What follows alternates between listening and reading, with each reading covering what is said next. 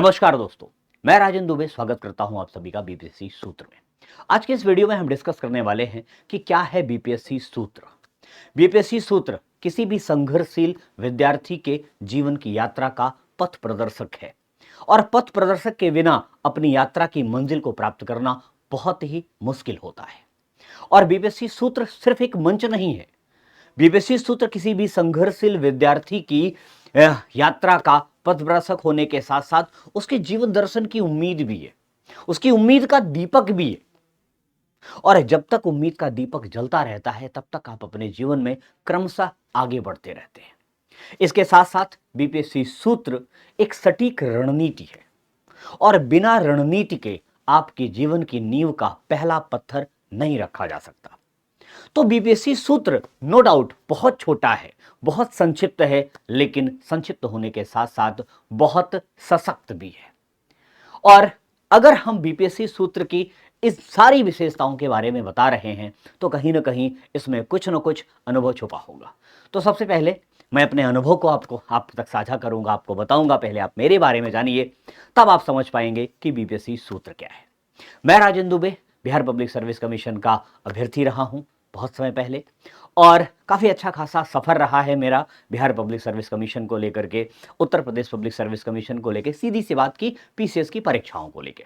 बिहार की परीक्षा में मुझे कई बार मुख्य परीक्षा देने का अवसर मिला, कई बार साक्षात्कार देने का मौका मिला, और साथ साथ ये अनुभव मैंने यूपी में भी साझा किए। यूपी की परीक्षा में, उत्तर प्रदेश लोक सेवा आयोग की परीक्षा में भी मैंने मुख्य परीक्षाएं दी और साथ साथ साक्षात्कार भी दिए। लेकिन कहीं ना कहीं कुछ समस्याएं, कुछ मिसिंग रहा, जिसकी वजह से हम आपसे मुलाकात कर रहे हैं और आपको अपने उस अनुभव को साझा करने के लिए जो है इस मंच पे इकट्ठा हुए हैं। तो अगर हम ये ढूंढ लें कि आखिर क्या समस्या रह गई, तो हम अपने लक्ष्य तक प्राप्त हो पाते हैं। तो आज इस बीपीएससी सूत्र में हम देखेंगे कि आखिर क्या है सफलता का सूत्र, क्या है सफलता का विज्ञान। तो सबसे पहले हम बात करेंगे साइंस ऑफ सिलेक्शन पे। जी हां, कि आखिर कौन सी ऐसी चीजें हैं जो किसी व्यक्ति को सफलता के रास्ते पर ले जाती हैं और अपनी मंजिल तक पहुंचाती हैं, क्योंकि अंततः सिलेक्शन पाना ही हर अभ्यर्थी की चाहत होती है और इस सिलेक्शन के द्वारा वो सक्सेस को प्रूव करता है। क्या है साइंस ऑफ सिलेक्शन? अगर हम बात करें साइंस ऑफ सिलेक्शन की, तो सफलता तभी अभ्यर्थी को मिलती है जब वो ये ढूंढ पाता है कि उसकी इस यात्रा में किस चीज की कमी रह गई, कहां पर चूक हो रही है। ठीक, और उसके साथ साथ अपनी यात्रा की कमियों के साथ साथ वो ये भी ढूंढ पाता है कि कहां उसके साथ समस्या हो रही है। यात्रा की समस्याओं के साथ साथ उसे अपनी खुद की समस्या को भी डिडक्ट करना होता है, उसे पहचानना होता है और साथ साथ उस समस्या का निराकरण करना होता है। और इन सारी समस्याओं का समाधान है सूत्र के पास। तो आइए पहले छोटी छोटी इन समस्याओं की चर्चा करते हैं और उसके बाद उसके समाधान पर भी हम अपना कदम रखेंगे। सबसे पहले बात करते हैं कि आखिर इस सफर में कमी कहां रह गई, क्या कमी रह गई। तो जब हम कमी की बात करते हैं तो सबसे पहले देखते हैं कि इस अध्ययन अध्यापन के संसार में सबसे बड़ी जो समस्या है वो है कंटेंट की, वो है कंटेंट की। हमें इतना पढ़ाया जाता है, इतना पढ़ाया जाता है कि हम पढ़ते पढ़ते थक जाते हैं, लेकिन हमारी ना सिलेबस पूरे होते हैं, ना हमारे दिमाग से चैलेंज खत्म होता है। तो जो इस सफर की सबसे बड़ी समस्या है ओवरलोडेड कंटेंट की, वो समस्या जो है सबसे पहले हमें अपने जीवन से निकालनी होगी। इसके लिए जरूरी है कि हम सटीक कंटेंट की तरफ बढ़ें, समुचित कंटेंट को पढ़ें। हमें जो कुछ मिल रहा है वो ना पढ़ें, बल्कि हमें यहां निकालना पड़ेगा कि हम क्या पढ़ें, क्या छोड़ें। और इसके लिए हमें सबसे ज्यादा जरूरी है अपनी स्ट्रेटजी बनानी। जब तक रणनीति के साथ इस यात्रा की शुरुआत नहीं होगी, जब तक अपने सारे पिलर सेट करके हम आगे की तरफ नहीं बढ़ेंगे, तब तक सफलता बड़ी मुश्किल होती है। बार बार आप रणनीति बनाते हैं, बार बार उस रणनीति को प्राप्त करने में सफल नहीं होते, तो एक सटीक रणनीति बनानी होगी ताकि हम सफलता के दरवाजे पर दस्तक दे सकें। इसके बाद अगर हम देखें तो अगला है व्यक्तिगत समस्या समाधान। हर व्यक्ति कहीं ना कहीं अपने जीवन में किसी न किसी समस्या से उलझा रहता है। कभी वो बहुत ढेर सारा पढ़ने की कोशिश करता है, तमाम डिस्ट्रैक्शंस आते हैं, पढ़ नहीं पाता है। वो बहुत ढेर सारी चीजें पढ़ता है, लेकिन उसे याद नहीं होती हैं। ये उस विद्यार्थी की व्यक्तिगत समस्याएं हैं, और ये उसी विद्यार्थी की व्यक्तिगत समस्या नहीं है, बल्कि ये सभी विद्यार्थियों की व्यक्तिगत समस्या है।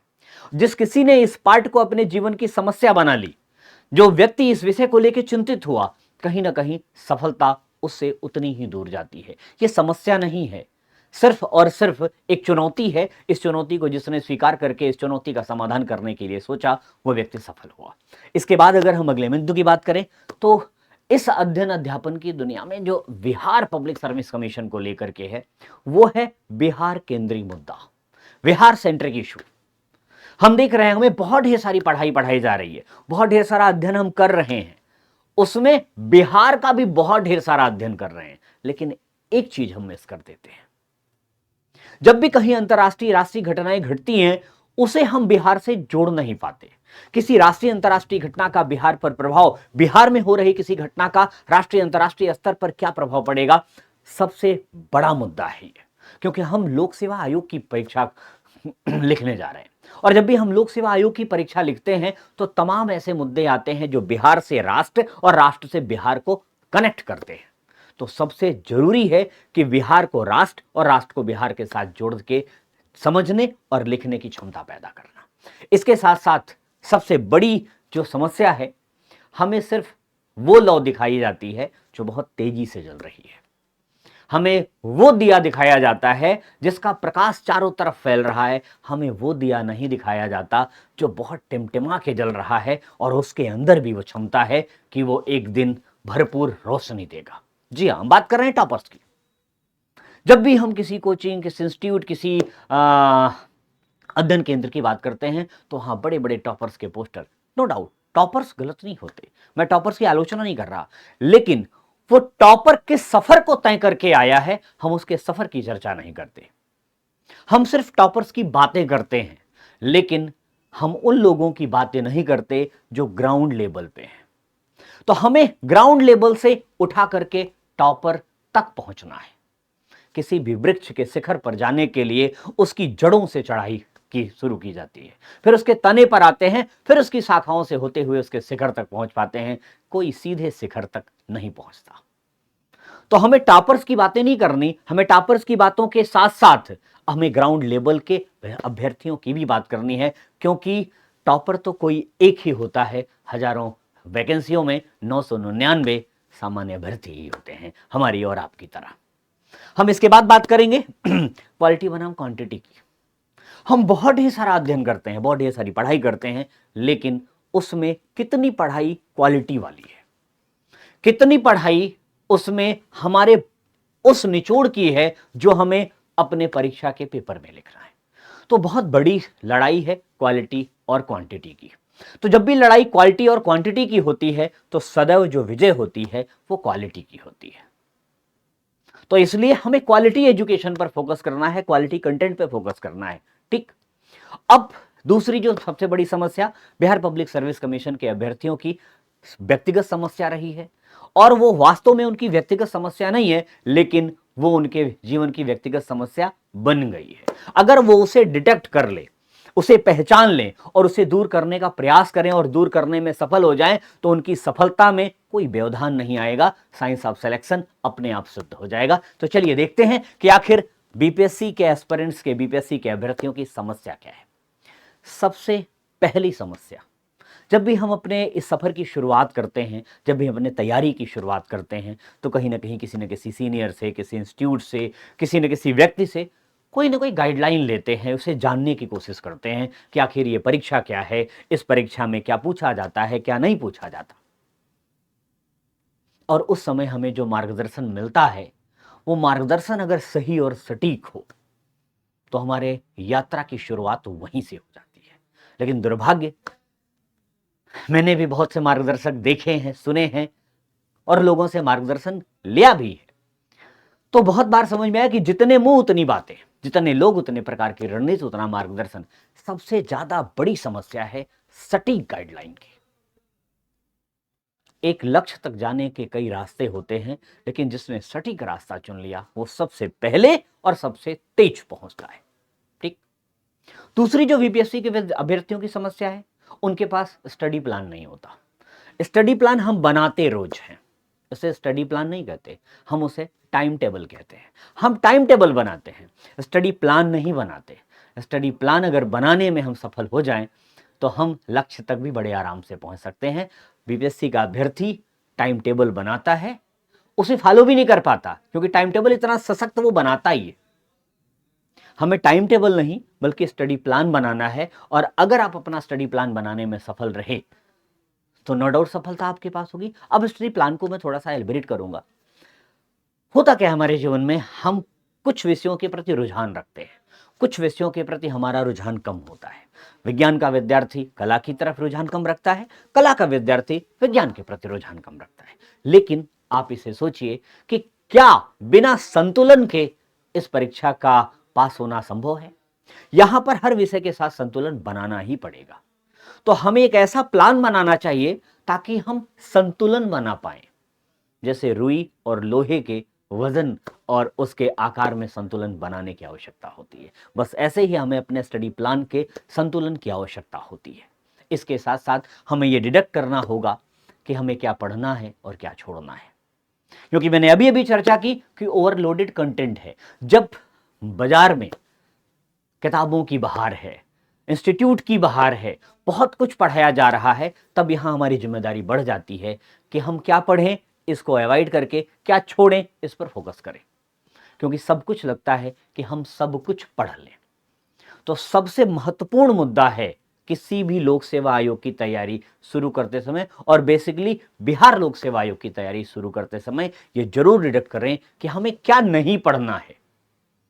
क्योंकि बाजार में बहुत कुछ पढ़ने के लिए है और बहुत कुछ ऐसा भी है कि जो सिर्फ पढ़ने के लिए है, आपके जीवन में वो किसी काम का नहीं है। ठीक, अगला मुद्दा है कि ओवरलोडेड कंटेंट। इसके बारे में मैंने पहले चर्चा की, लेकिन यहां ओवरलोडेड कंटेंट का आशय दूसरा है। वहां बाजार में ढेर सारी चीजें आपको पढ़ाई जा रही हैं, यहां बहुत ढेर सारी चीजें आप स्वयं से पढ़ रहे हो। तो जब आप स्वयं के जीवन में बहुत ढेर सारी चीजों से घिरे हुए होते हो, क्योंकि आपको इतिहास भी पढ़ना है, आपको भूगोल भी पढ़ना है, आपको इकोनॉमी पढ़नी है, आपको पॉलिटी भी पढ़नी है, आपको साइंस भी पढ़ना है, ठीक, आपको स्टैटिक्स भी पढ़ना है, आपको करंट अफेयर भी पढ़ना है, आपको बिहार सेंट्रिक इश्यूज पर भी चर्चा करनी है। तो यहां पर इस ओवरलोड, कंटेंट के ओवरलोड नहीं बल्कि अपने सिलेबस के ओवरलोड को कम करने के लिए आपको यहां यह डिडक्ट करना पड़ेगा कि इसमें से कौन सी चीज ऐसी है जिसको हम थोड़ा सा कम बैलेंस करके दूसरी चीजों पे बैलेंस करके अपनी गाड़ी पार कर सकते हैं। ठीक, और अगला जो सबसे बड़ा जो है चैलेंज हमारे जीवन में आता है वो है समसामयिक मुद्दा। समसामयिक मुद्दा हम पढ़ते कैसे हैं? आंकड़ों की तरह ढेर सारे आंकड़े इकट्ठा करते हैं, उन्हें अपने कंप्यूटर में सेव करते हैं और परीक्षा हाल में उन आंकड़ों पर ही चर्चा करते रह जाते हैं। जब तक समसामयिक मुद्दों का एनालिसिस करना नहीं सीखेंगे, जब तक किसी घटना के पक्ष और विपक्ष के बारे में नहीं जानेंगे, उसके निष्कर्ष तक नहीं पहुंचेंगे, तब तक मुख्य परीक्षा में स्कोर कर पाना बहुत ही मुश्किल होगा। इसके साथ जो अगली समस्या है, परीक्षा प्रणाली का जो है विश्लेषण। परीक्षा प्रणाली का विश्लेषण हमसे किया जाता है, बहुत सी जगहों पे मैंने भी देखा है अपने जीवन में, अपनी संघर्षमय यात्रा के दौरान बहुत से जगहों पे मैंने पढ़ा भी है, किताबों में लोगों ने सिलेक्शन लेने के बाद अपने परीक्षा प्रणाली पर चर्चाएं की हैं। लेकिन अगर ईमानदारी से देखें तो परीक्षा प्रणाली के बदलते प्रारूप का जो बदलता चरण है वो पकड़ना जरूरी होता है। सबको पता है कंपटीशन धीरे धीरे बढ़ रहा है, नई चुनौतियां आ रही हैं, परीक्षा पैटर्न बदल रहा है, लेकिन बदलने का स्वरूप क्या है? हमसे सिर्फ ये पता है परीक्षा पैटर्न बदल रहा है, परीक्षा पैटर्न बदल रहा है, ये सबको पता है, ये भ्रम फैलाना बंद करिए। वो किस पैटर्न पे बदल रहा है, किस चरण में बदल रहा है, किस विषय को रिमूव किया जा रहा है, किस विषय को इंक्लूड किया जा रहा है, हमें किस विषय पर अब ज्यादा दबाव देने की जरूरत है, इन सारे मुद्दों पर चर्चा करनी होगी, इन सारे समस्याओं का समाधान ढूंढना होगा।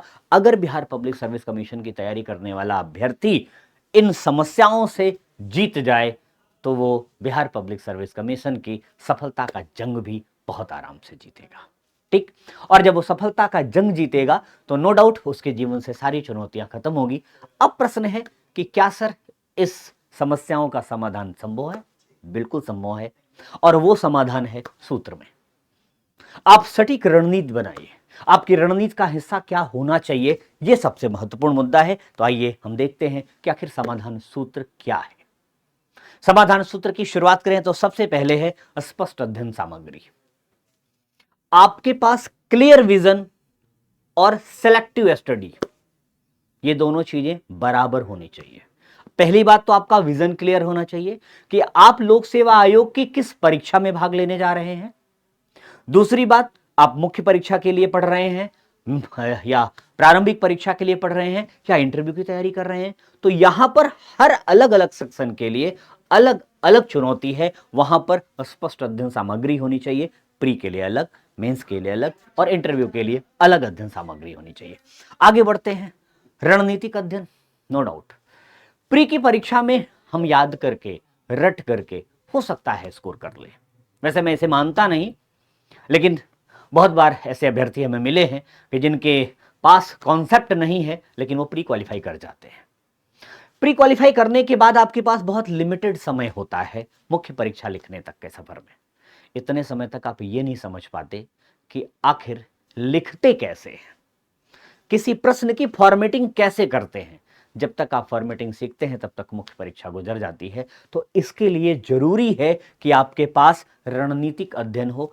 कब से प्री की पढ़ाई शुरू करें, कब से मेंस की पढ़ाई शुरू करें, यह जानना बहुत जरूरी है। इसे ही आप कहते हैं रणनीतिक अध्ययन। आगे बढ़े, आंसर राइटिंग टिप्स। उत्तर सब लिखते हैं, मैं कोई प्रश्न पूछूंगा आपके पास उसका उत्तर होगा, आप कोई प्रश्न पूछेंगे मेरे पास उसका उत्तर होगा। आप किसी से कोई भी प्रश्न पूछिए, सबके पास हर प्रश्न का उत्तर होता है। किसी के पास सटीक होता है, किसी के पास सही होता है, किसी के पास गलत होता है, लेकिन उत्तर सबके पास होता है। कुछ ना कुछ जरूर मिलेगा। यहां जरूरी है कि उत्तर किस प्रकार दिया जाए। उत्तर सही दिया गया, गलत दिया गया, मुद्दा यह नहीं है, उत्तर देने का तरीका क्या है। गिलास में आधा खाली है और आधा भरा है, बहुत बार आपने ये सुना होगा, लेकिन उस आधा खाली और आधा भरे का मतलब अलग होता है। प्रश्न की उत्तर की ड्राफ्टिंग करते समय इस बात का ध्यान रखना होगा कि हमें किस प्रकार से उत्तर को क्रमशः आगे लेके बढ़ना है। मैं सिंपल सी बात करता हूं, शर्ट की जेब यहां लगती है, अगर दर्जी मिस कर दे और उसे यहां लगा दी जाए तो क्या अच्छी लगेगी? नहीं लगेगी ना। तो उत्तर में किस बिंदु को कहां पर डाला जाए जहां वह खूबसूरत भी होगा और नंबर भी देगा। पैकेट वही काम करेगी, यहां भी वो सामान रखने के काम आएगी, यहां भी सामान रखने के काम आएगी, लेकिन खूबसूरत नहीं लगेगी। तो उत्तर अच्छे के साथ साथ रणनीतिक भी दिखना चाहिए, उसके अंदर आंसर के अंदर एक फ्लो भी दिखना चाहिए। आगे बढ़ते हैं, लाइव समस्या समाधान। ये समस्या तो अक्सर ऑनलाइन की क्लासेस में आती हैं। हम क्या करते हैं, ऑनलाइन क्लासेस अटेंड करते हैं, अपने डाउट्स लिख देते हैं, सामने से डाउट क्लियर हो जाता है। लेकिन बहुत बार किसी विद्यार्थी के अंदर जो समस्या है वो जब तक आमने सामने नहीं होते उस समस्या का समाधान नहीं हो पाता, क्योंकि हर समस्या का समाधान लिख कर नहीं होता। बहुत सी समस्या का समाधान आमने सामने इन फ्रंट ऑफ बैठ कर हो सकता है। ठीक, तो जब तक समस्या समाधान के लिए लाइव व्यवस्था ना बनाई जाए तब तक समस्या दूर बैठे विद्यार्थी के लिए समस्या ही बनी रहती है। तो बीपीएससी सूत्र आपके लिए लाइव समस्या समाधान ले आएगा। ठीक, इसके साथ साथ अगर अगले बिंदु पे चले, यथार्थवादी लक्ष्य। लक्ष्य हर व्यक्ति के पास होता है, कोई ना भाई, चोर के पास भी अपना लक्ष्य होता है, उसे सामान चुराना है, और न्यायाधीश के पास भी लक्ष्य होता है, कुछ चोर को सजा देनी है। ठीक, लेकिन इन दोनों के बीच एक मौलिक अंतर है यथार्थवाद का। उद्देश्य दोनों के पास है, कार्य दोनों के पास है, लक्ष्य दोनों अपना अचीव करते हैं, लेकिन सबसे बड़ी समस्या है यथार्थवादी लक्ष्य की। इसका लक्ष्य जीवन की आपूर्ति के लिए है, इसका लक्ष्य अपनी विलासिता के लिए है, लेकिन किसी न्यायाधीश का लक्ष्य एक सामाजिक दायित्व होता है। तो जब तक आपके लक्ष्य में यथार्थवाद नहीं जुड़ता तब तक आपका लक्ष्य जो है चरितार्थ भी नहीं होता। और अक्सर हम क्या करते हैं, लक्ष्य अपने बहुत बड़े बड़े बनाते हैं, आदर्श अपने बहुत बड़े बनाते हैं, गोल अपने बहुत बड़े रखते हैं, लेकिन उस गोल तक पहुंचने के लिए नन्हे नन्हे कदमों की जरूरत होती है। आप एक साथ कई सीढ़ियां नहीं चढ़ सकते। तो याद रखिएगा कि अगर आप अपने सामने छोटे छोटे कदम रखेंगे, छोटी छोटी चुनौतियां रखेंगे, तो नो डाउट उन चुनौतियों से आप जीतेंगे भी। बीपीएससी सूत्र यही है कि आपकी चुनौतियों का निर्धारण करेगा कि आपके एक सप्ताह के क्या गोल हैं, एक सप्ताह में क्या आप चुनौती देंगे, एक सप्ताह का एक सिलेबस निर्धारित किया जाएगा, एक सप्ताह में आप कितनी पढ़ाई पढ़ेंगे, उस पढ़ाई का क्या रिजल्ट आएगा। तो सीधा सा मतलब है साप्ताहिक लक्ष्य और साप्ताहिक लक्ष्य की परिणति क्या है। इन्हीं सारे मुद्दों के साथ बीपीएससी सूत्र जो है समाधान सूत्र लेके आता है कि बिहार पब्लिक सर्विस कमीशन की परीक्षा का समाधान सूत्र है आपके अंदर, हमारे अंदर। अगर हम सही तरीके से इस सूत्र का इस्तेमाल करें तो इसमें कोई दो राय नहीं है, आपकी सफलता की नींव का पहला पत्थर रखा भी जा सकता है और आपके सफलता का महल भी बनाया जा सकता है। आवश्यकता है सही दिशा में चलने की। इस विषय में और भी बातें हम लोग आगे करते रहेंगे। आज के वीडियो में बस इतना ही। बाय, जय हिंद।